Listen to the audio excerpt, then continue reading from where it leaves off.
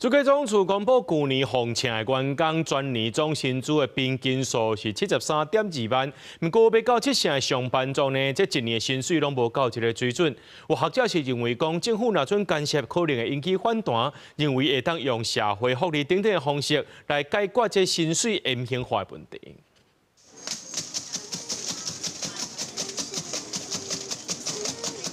拍拼講雷蒙寒冰，真緊就做出一杯手搖飲料。莫看伊即馬是一間連鎖手搖飲料店的店長，伊講拄做這道的時陣，薪水才3萬桶。這11年來，伊是靠一直跳去別間店含升職，才互伊的月薪起到到5萬左右。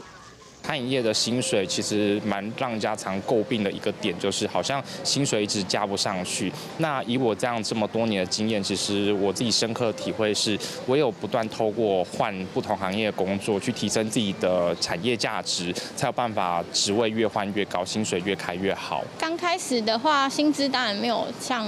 其他的科技業這麼好。那對，因為我們公司也是都有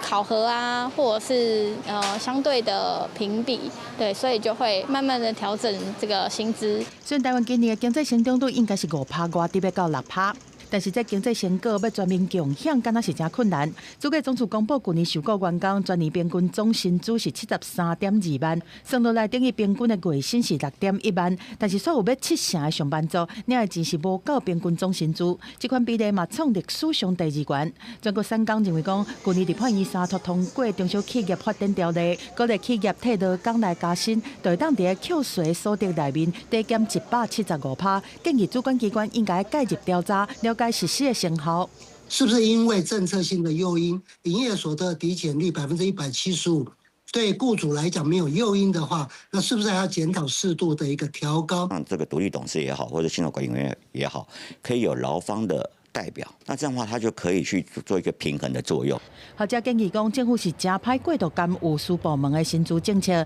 但會當透過補助也是降低基層民眾在住體也是交通這生活成本的開銷，互民眾就算薪水無夠懸，但嘛袂因為負擔傷大，感覺真有壓力。記者綜合報道。